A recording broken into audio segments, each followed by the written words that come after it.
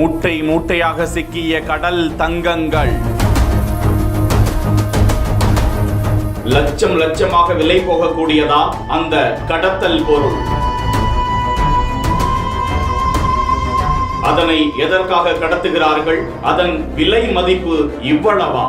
ராமநாதபுரம் மாவட்டம் தேவிப்பட்டினம் அருகே சித்தார்கோட்டை கடலோர பகுதியில் கடல் குதிரைகள் பதுக்கி வைக்கப்பட்டிருப்பதாக தேவிப்பட்டினம் மெரைன் காவல்துறையினருக்கு தகவல் செல்கிறது. சார்பு ஆய்வாளர்கள் தாரிகுல் அமீன், கதிரவன், நுண்ணறிவு பிரிவு தலைமை காவலர் இளையராஜா மற்றும் போலீசார் ரோந்து பணியில் ஈடுபட்டனர். அப்போது சித்தார்கோட்டையை சேர்ந்த வாஜித் என்பவரது மகன் 38 வயதுடைய ஹபீப், அவருடைய வீட்டில் சந்தேகத்தின் அடிப்படையில் சோதனை நடக்கிறது.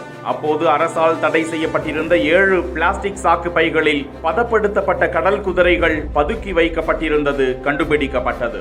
அங்கிருந்து 50 கிலோ பதப்படுத்தப்பட்ட கடல் குதிரை மற்றும் அதற்கு பயன்படுத்தப்பட்ட தளவாட பொருட்களையும் அதிகாரிகள் பறிமுதல் செய்து தீவிர விசாரணை மேற்கொண்டு வருகிறார்கள்.